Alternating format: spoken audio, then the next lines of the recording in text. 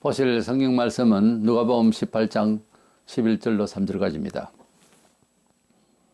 바리새인은 서서 따로 기도하여 이르되 하나님이여 나는 다른 사람들 곧 토색 불의 간음을 하는 자들과 같지 아니하고 이 세리와도 같지 아니함을 감사하나이다. 나는 일일에 2번씩 금식하고 또 소득의 11조를 드리나이다 하고 세리는 멀리 서서 감히 눈을 들어 하늘을 쳐다보지도 못하고 다만 가슴을 치며 이르되 하나님이여 불쌍히 여기소서 나는 죄인이로소이다 하였느니라. 아멘.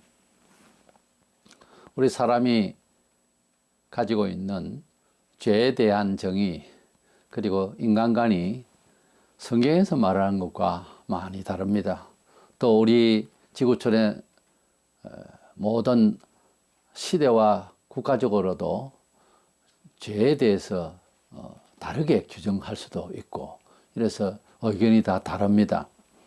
성경에서 말하고자 하는 죄인과 의인이 어떤 기준이냐 하는 것입니다. 이것을 제대로 안다는 것은 우리 인생에 있어서 굉장히 삶의 질도 그리고 삶의 미래도 달라질 수가 있습니다.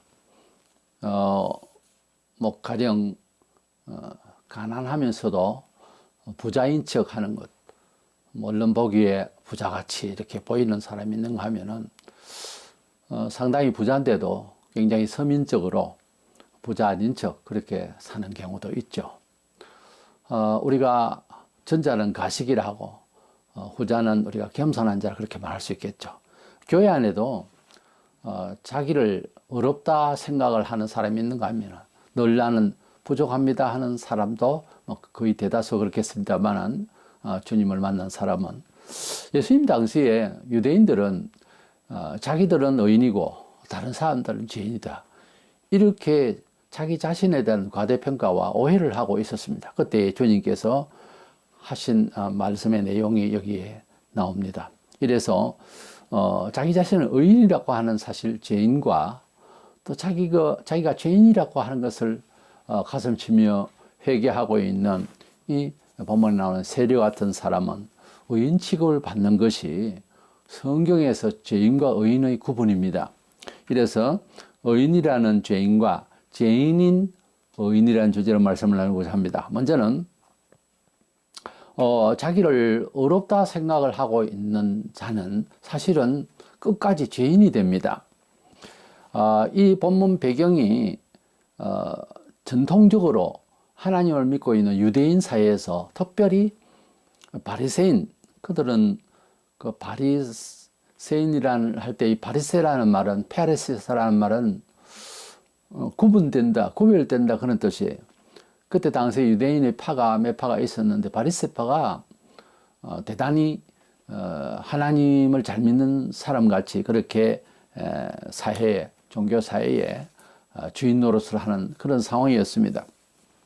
그런데 그들이 잘못 알고 있는 것은 하나님 앞에서 언제나 죄인이라는 사실을 까먹고 그렇게 자기 종교 생활에 대해서 자랑을 하고 여러 사람들 앞에서 예루살렘 이제 장이 열리거나 하면 거기서 모서리에서 사람 많이 보이는 데서 서서 아주 거룩한 적 자랑을 하고 기도를 하고 그렇게 외식된 사람들이었습니다.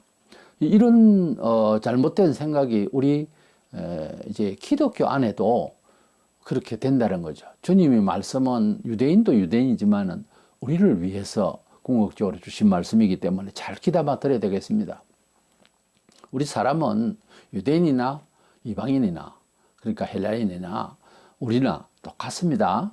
우리 사람은 원죄를 다 짓고 그래서 그 이후로 다 죄인이 됐어요. 그 증명은 의사도 생로병사를 명확하게 설명은 할 수가 없어요.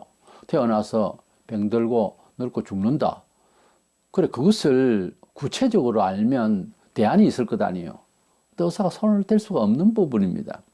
왜 그러냐 하면은 우리가 어떤 몹쓸 병이 들어서 한두 달 내로 목숨이 이제 다 됐으니까 잘 먹고 잘 놀다가 그래 가시오. 뭐 그런 정말 사형 언도를 받는 그런 병을 얻을 수가 있고, 또 여러 사람이 지구촌에 그렇게 지금 진단을 받아버린 사람도 있습니다.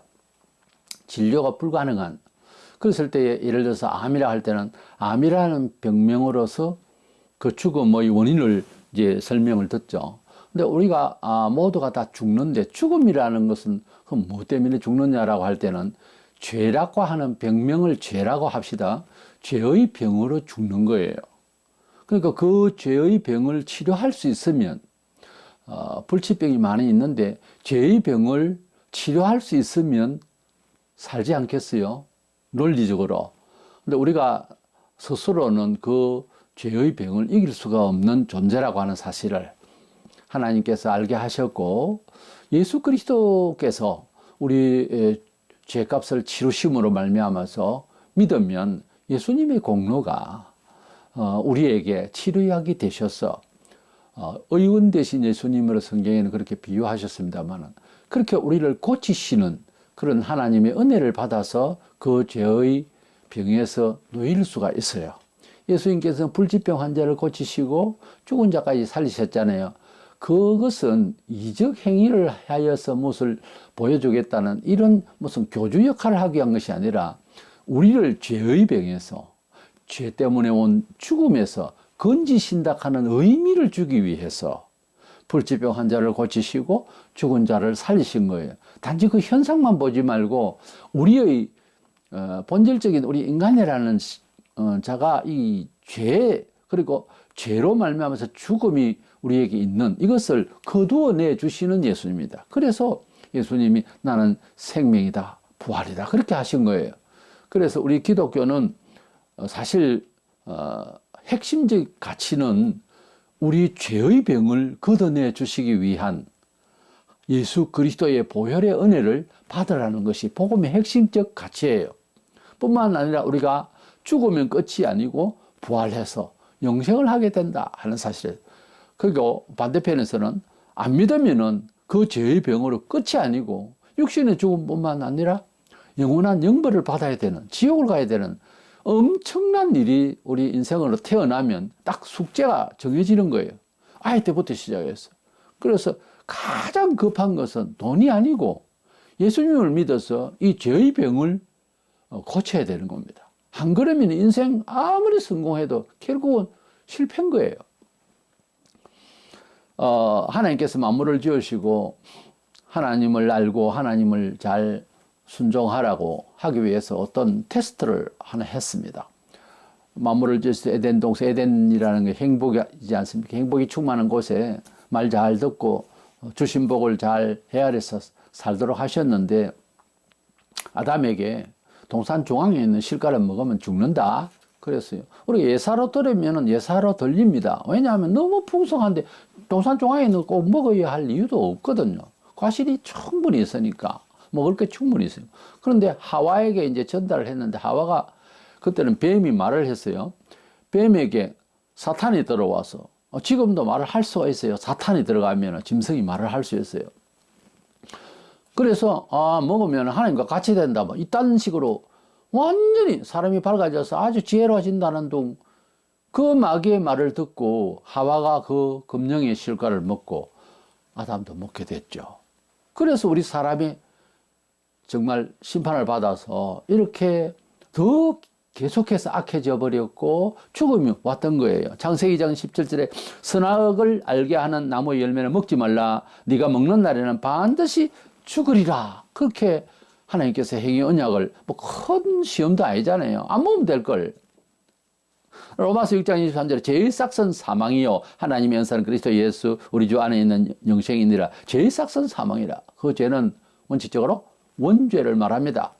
그래서 태초에 아담과 하와가 먹은 그 금령의 실과, 과실 이름은 안 나옵니다.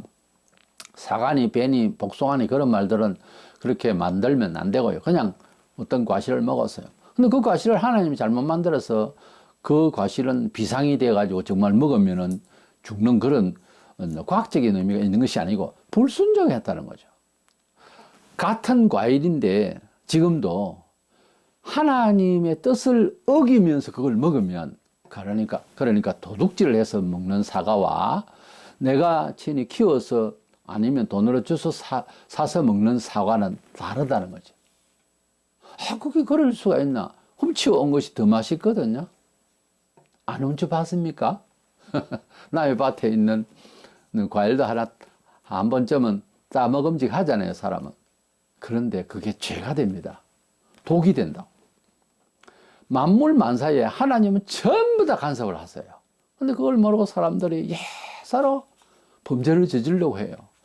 같은 돈이고 같은 집이고 같은 식사고 같은 물질이고 해도 무슨 마음으로 그것을 취급하느냐에 따라서 달라요.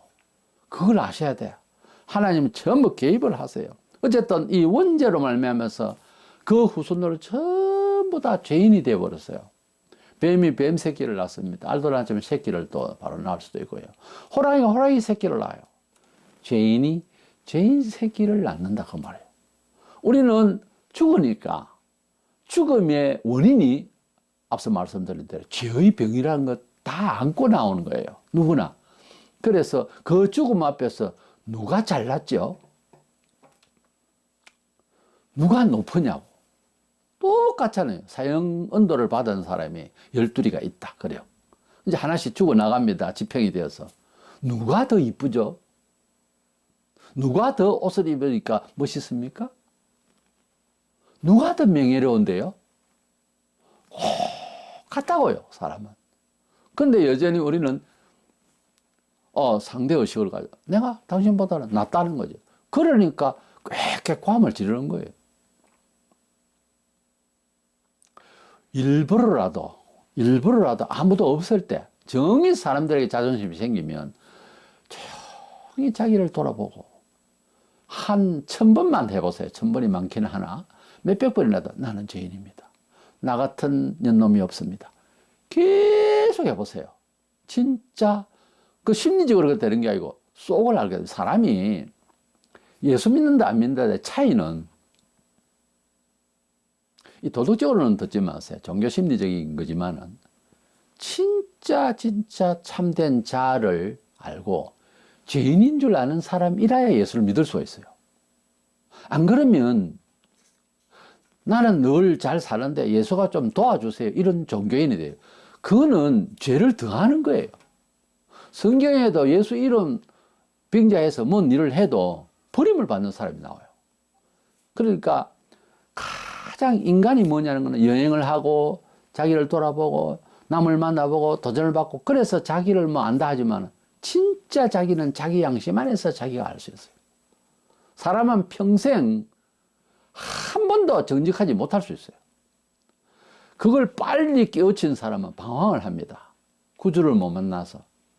인생이 어떻게 이렇게 너무 잘못됐다 이래가지고 방황을 해버리는 사람은 단수가 높은 사람이에요. 삶 자체가 부질없고 아무런 희망이 없는 것이 인간이라는 본질적으로 그렇다는 것을 제대로 깨달으면요 삶의 의욕이 없어져요. 그 정도로 인간이라는 게 평상시에는 인간 자신을 존재감에 대해서 오해하고 사는 거예요. 나는 나다 뭐 이런 소리도 하면서 아니거든요. 참 정직하지 못한 게 인간이에요. 그걸 알고 살아야 되는 겁니다. 그래야 주님께서는 돌봐주시는 거예요. 우리는 다 원죄인이라. 로마 3장 10절에 기록된 바 의인은 없나니 하나도 없으며 의인이라는 자는 세상에 없다는 거죠. 열왕기상 8장 46절에 범죄하지 아니하는 사람은 없사오니. 그래 죄를 안 지었다. 저 사람 법 없이 산다. 그건 거짓말입니다. 큰 환란이 오거나 극한 상황 와보세요. 똑같이 본성대로 삽니다. 사람이 끝까지 의를 지킨다. 굉장히 어려운 거예요. 아니 불가능합니다. 그리고 죄성이라는 게 아예 들어있어요. 사람이. 죄가 있기 때문에 죽으니까요. 법 없이 산다는 사람일지라도 죽잖아요. 우리는 모르지만 그가 무슨 죄를 짓는지 내가 어떻게 알아? 사람은 다 죄인이에요.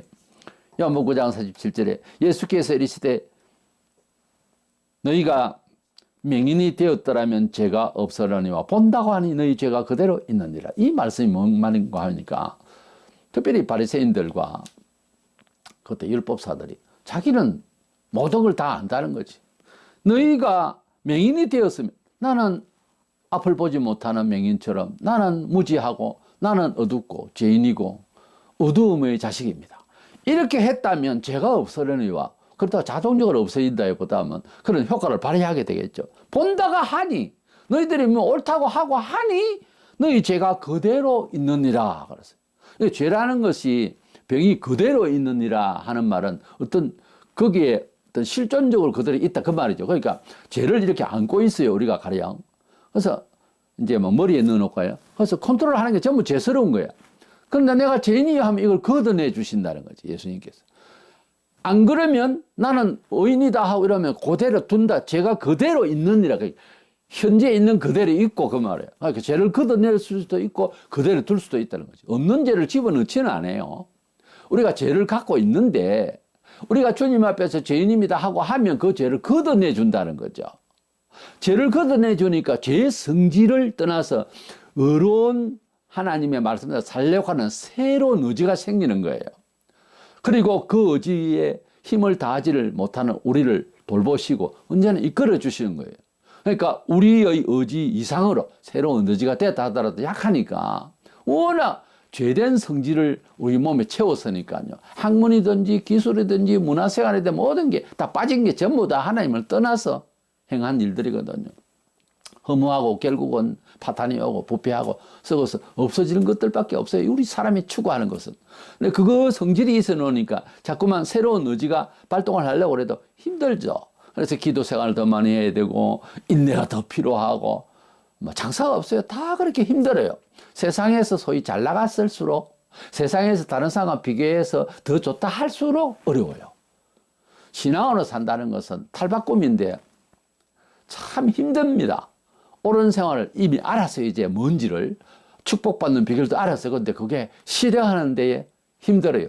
늘 하는 게 본성대로 옛날 하는 식으로 그대로 나오게 마련이죠.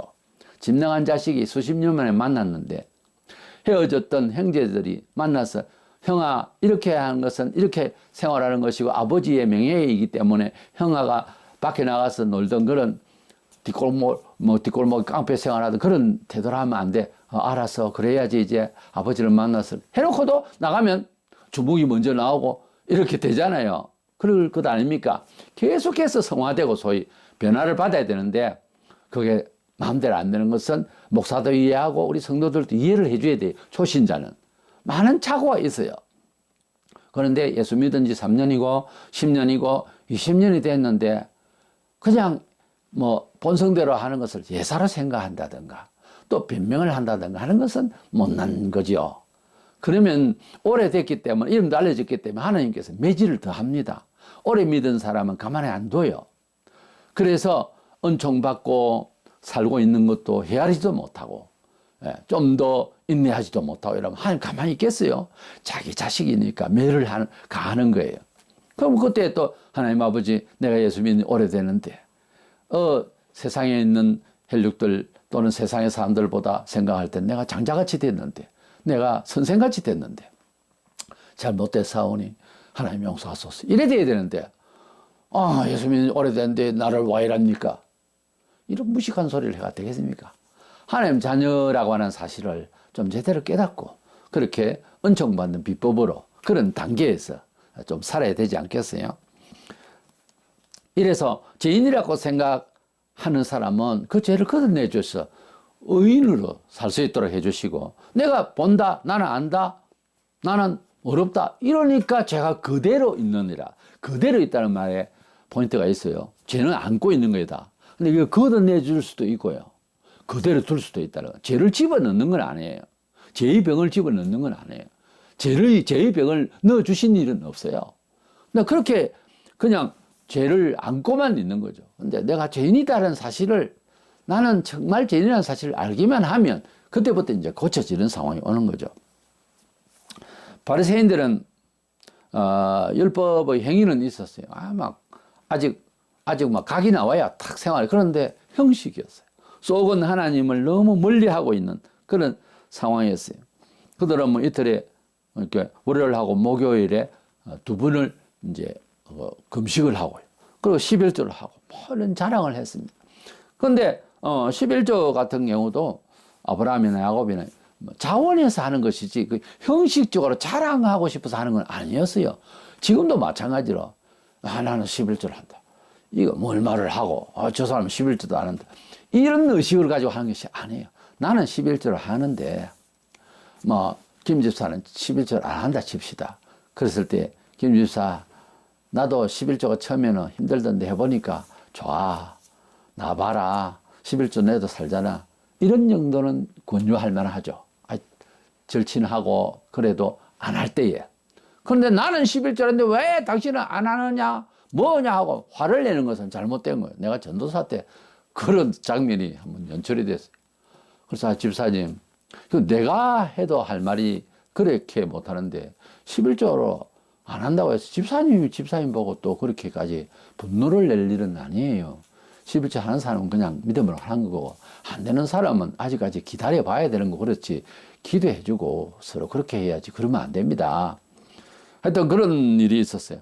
11조를 내는 걸 너무 이렇게 자랑하거나 비교의식을 가지고 그냥 목을 내고 또 11조 많이 낸다고 막 그냥 내가 어떤 이야기 들어서 돈을 좀 잘 벌이니까 그것도 뭐 1,000원짜리를 쫙 많아서 카트기에다가 헌금할 때 쫙 밀고 저 뒤에서부터 가더라.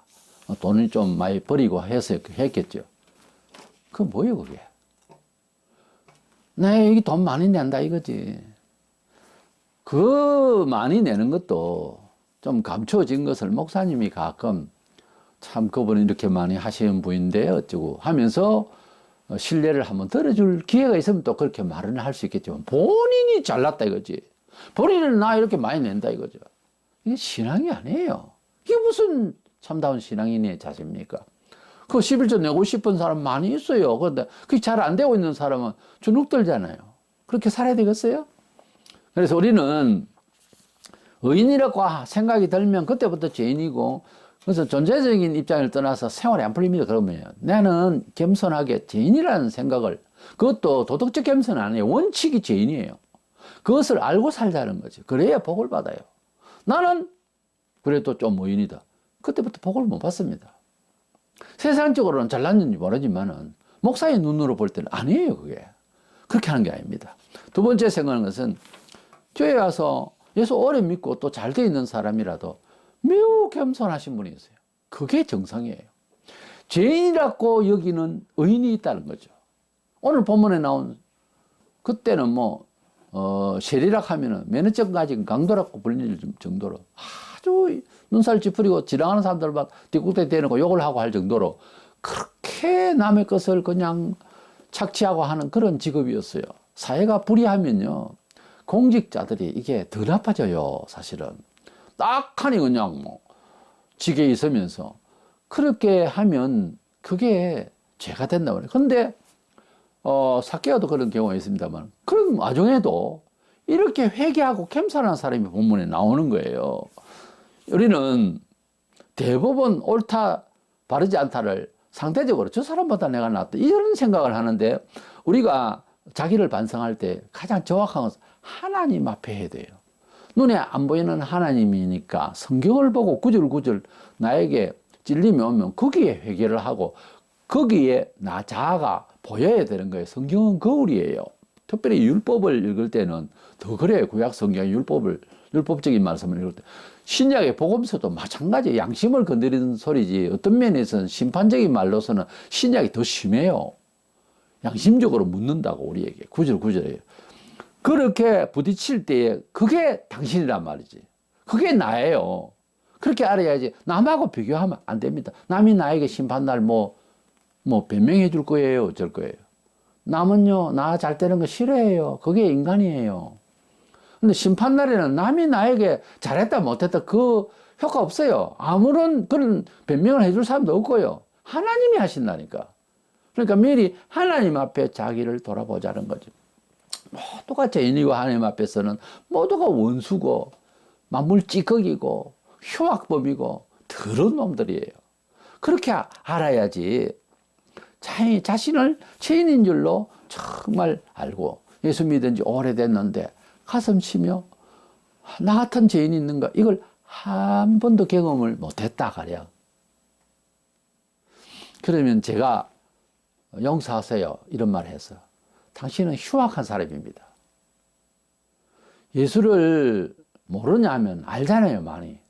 근데 한 번도 가슴이 아플 정도로 정말 이 세력이 가슴을 치면서 그래 하듯이 나는 정말 죄인이다. 이걸 한 번도 몰랐단 말입니까? 그럼 뭘 배웠어요? 좋으신 하나님 복 주세요. 맨날 그것만 하고 살면 안 돼요. 그게 믿는 게 아니에요. 예수님 앞에 온 사람의 태도가 아니에요. 갈라디아 2장 16절에 사람이 어렵게 되는 것은 율법의 행위로서가 아니고 이건 우리 식으로 하자면 도덕적인 사람이라서 어렵다는 것이 아니고 그 말이 그리스도를 믿음으로써 어렵다 함을 얻으려 함이라. 율법의 행위로서는 어렵다 함을 얻을 육체가 없느니라. 사람이 도덕적으로 착해야 구원받는 것처럼 생각하는 종교적인 교리나 사회적인 보통 특별히 유교 사상이 이제 뿌리가 있는 이 한국 사람으로서는 더 그런 생각을 하기가 쉽고 실컷 무슨 이야기 하다가 그런 얘기가 툭 튀어나오는 경우가 있습니다. 몹쓸 소리요. 그렇게 말하면 안 됩니다. 어떤 사람을 평가하거나 내 자신을 돌아보거나 또 공동체에 어떤 평가를 할 때 약간 유교적인 그런 성질로 이해를 해버리면 안 되는 거예요. 그런 말도 함부로 하는 게 아니에요. 물론 성경에는 착함과 진실함에 대한 얘기, 잠언서는 공자의 답보다 더 깊은 내용이 있어요. 그러나 그것은 그런 차원이 아니에요. 윤리적인 차원이 아니라니까요. 윤리라면 어느 정도냐? 지옥과 천국을 나누고 심판을 하는 정도가 되어야 진짜 윤리입니다. 그런 윤리의 무게가 있어요, 세상에는. 없어요, 그만한 거는. 하나님은 윤리를 치자면은 천당을 보낼 것이냐, 지옥을 보낼 것이냐, 이 정도로 심판을 해요. 그런 윤리가 어디 있어요? 윤리는 생활 지배 판단이지 않습니까? 그런 무서운 판단 어디 있어요? 그러니까 정말 말도 안 되는 그런 시대마다 변하고 하는 그런 가치관으로 사람 사이에서 사회윤리적인 도덕적인 거 가지고서 하나님을 운운하는 것은 잘못된 거예요. 하나님 앞에서 옳은 사람 하나도 없어요. 다 죄인이. 본문에서 바리새인들은 잘난 척하고 저 따로 서가지고 그 말은 아주 사람 많이 보는 데서 서서 나는 이틀에 금식하고 11조 내고 막 그러면서 저 세리저는보다 나는 착합니다. 이런 식이야. 세리저는 인간도 아니고 나는 사람이, 나는 의인이다. 그런 사람은 정말 구제받기 힘들어요. 하나님 앞에서는. 근데 본문 13절에 세리는 멀리 서서 그러니까 감히 사람들 앞에서 서서 기도하는 재간이 못 된다 그죠. 멀리 서서 감히 눈을 들어 하늘을 쳐다보지도 못하고 다만 가슴을 치며 가슴 친다는 이 단어를 찾아보니 미완료형이 그러니까 계속 가슴을 치면서 끝까지 가슴을 치면서 계속 통곡을 하는 거야. 나는 죄인이로소이다. 나는 죄인이로소이다. 가슴을 치면서 그렇게 하나님이여 불쌍히 여기소서. 나는 죄인이로소이다. 이 두 사람의 태도를 보면서 주님이 본문에 이어지는 14절에 보면은 내가 너희에게 이르노니 이에 저 바리새인이 아니고 이 사람이 어렵다 하심을 받고 그의 집으로 내려갔느니라. 그렇게 가슴 치며 뭘 달라 하는 것도 아니고 자랑질은 뭐 자랑질. 아예 다른 데 서서 가슴을 치며 하늘 쳐다보지도 못하고 가슴을 치며 그렇게 죄인이라고 하는 그 사람을 눈여겨봐 주신 거예요. 세상은 그렇습니다. 없으면 있는 척이라도 하고 약하면서 강한 척이라도 하고 그렇게 자기를 컴프레치 하면서 아주 그냥 밖으로 그냥 외모 지상주의지. 지금은 외모도 여성의 아름다움을 여성들이 참 몰라요. 화장을 하고 화려하고 하면 처음에는 반짝 이뻐 보이는 여성 꽃이라고 비유도 하고 하니까. 그렇지만은 인생이라고 하는 것은 그런 안목으로만 사는 것 아니라는 것쯤은 아시잖아요. 특별히 남자들은 많은 사람들이 이쁘다 그래도 성실하고 또 똑똑해야 됩니다. 좀 여성이. 어차피 아이를 키우고 하는. 그러니까 남자보다 어쩌면 좀 더 지혜로워야 할지도 몰라요. 여성은 공부를 더 많이 해야 될지도 모릅니다. 그래서 착하고 성실하고 정말 남편을 위해서 정말 성경적으로 정말 위하여 기도하고 그렇게 협력할 수 있는 내조자로서의 역할을 딱 가지고 있는 사람. 인물은 뭐 그냥 생겨도 그런 사람을 선택해요, 남자들은. 남자가 회사 생활을 잘하고 돈 잘 벌이는데 여자가 초심을 잃고 그냥 퍼지면 남자가 바람을 피우죠. 그래서 대개의 경우 바람 피운 상대를 어떻게 만나가지고 보면 얼토당토안하게 자기보다 훨씬 못생긴 여자입니다. 대부분. 그런데 왜 이런 여자하고 당신이 바람을 피웠냐 이렇게 물으면 100명이면 100 당신하고 달라 이래버려요. 뭐냐 하면은 사람 마음을 잃는 거예요. 그만큼 잘 해주는 거예요. 그러니까 빠지지. 밖에 나가서 바람 피우는 여자가 엉망이 되면은 왜 그 사람 좋아해요? 집에 사람이 훨씬 이쁘고 또 오래 살았기 때문에 더 정이 있지. 그런데 그 정이 다 빼앗긴 거는요. 그렇게 집에서 퍼질고 남편 그냥 쥐어뜯고 그러면 정이 가겠어요. 사람이 쇠덩이가 아닙니다. 인격체에 똑같이. 그러니까 초심을 잃지 말고 남편에게 잘하셔야 됩니다. 열심히 일하고 있는 남편을 매일 주눅들게 하고 그러면 힘들잖아요. 어려운 세상 만나서 가족을 부양하기 위해서 열심히 놀아가는 남편을 귀하게 보고 그렇게 살아야 됩니다. 세상 어느 부부라도 뭐 그냥 반짝하는 그런 사랑으로 사는 부부가 어디 있어요? 이제 정으로 살고 뜻으로 살고 어렵게 살려고 하는 거죠. 그런데 바깥에 나가서 외도를 하는 이유가 다른 데 있는 게 아니에요. 사람 취급을 그렇게 하니까 다른 사람은 그렇게 안 해주니까 그 사람 못생겼고 한데도 훨씬 여성스럽다는 거지, 그 사람이. 그걸 아셔야 되는 거예요. 그래서 온갖 세상에 여성들이 뭐 외모를 가지고만 다 들이대지만 아닙니다. 그 남자를 아셔야 돼요. 이래서 우리는 하나님 앞에서 초심을 잃지 아니하고 자기 자신을 좀 부족하게 여기면서 부부 사이나 뭐 가족이든 남이든 겸손이라는 것은 절대적으로 하나님 앞에 필요한 거예요. 은총받을. 그래서 내가 뭐 잘났다. 나 뭐 이래 살아도 돼. 그때부터 이제 문제가 생기는 거예요. 부부 사이든지 가족 사이든지 사회적 관계가요. 겸손하면 그냥 정이 가요. 겸손하면 좋아 보여요.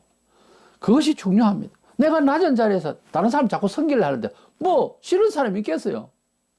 내가 왕이다 하니까 이제 문제가 생기네. 그때부터. 내가 너희에게 이르노니 이 사람이 이 세리가 어렵다 하심을 받고 이게 중요한 겁니다. 죄인과 의인이 뭐죠? 다 같은 죄인이에요. 그런데 사람 자체가 신분상 의인으로 만들어져 버려요. 분명히 죄성은 아직 있어요. 우리 성도들이. 그러나 우리가 회개하고 죄인이라고 하는 그날부터 어렵다 체험을 해주시는 분은 심판주거든요. 심판자가 죄가 없다 하면 끝이죠. 이래서 우리는 은총받는 비법이 뭐냐? 사람과 사람 사이에도 그렇지만은 특별히 하나님 앞에서 사람이 은총을 받으려면 겸손해야 됩니다.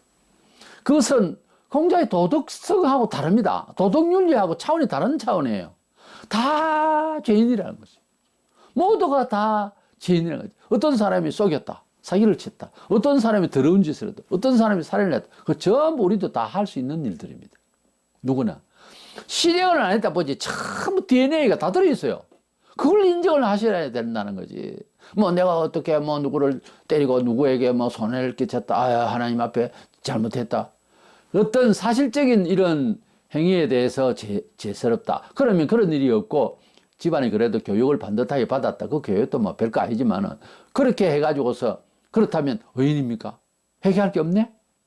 실제 교회 안에도 별로 회개할 게 없다고 생각하고 교회를 계속 다니는 사람도 있다니까요.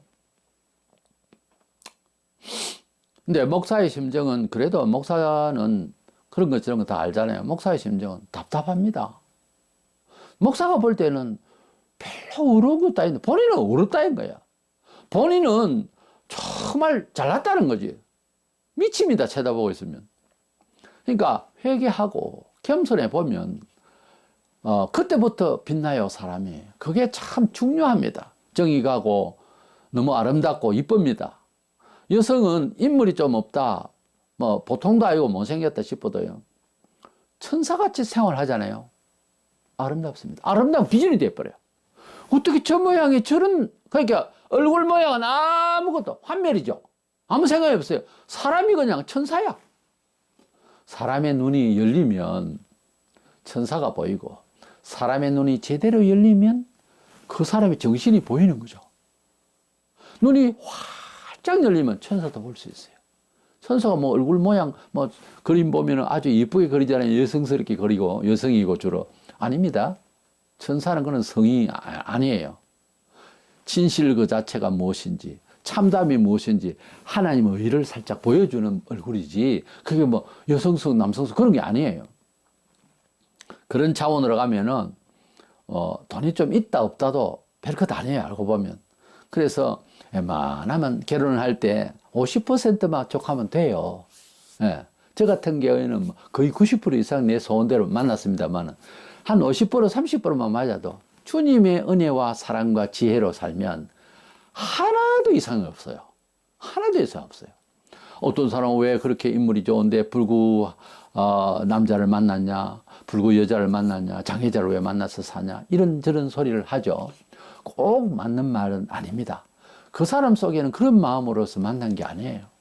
얼마든지 잘 살 수 있어요. 그럼 사실 육신이 멀쩡하고 인물 좋고 돈 많은 사람 왜 헤어지죠?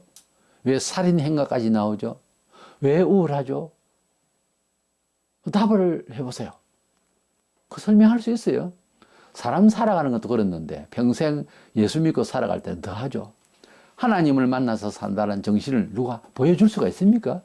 삶 속에서 예수 믿는 사람이 그래요. 오래 믿은 사람이 얼굴이 어두우면 안 됩니다. 안 맞는 얘기예요, 논리적으로. 하나님을 만나서 살면 더더욱이나 우리 마음이 밝고 우리 속에 천사의 영이 계셔서 잘 되지 않겠어요? 뭐 물질적으로 이런 것보다 사람이 좋아야 안 되겠어요? 사람이 악하고 나쁘면 되겠습니까?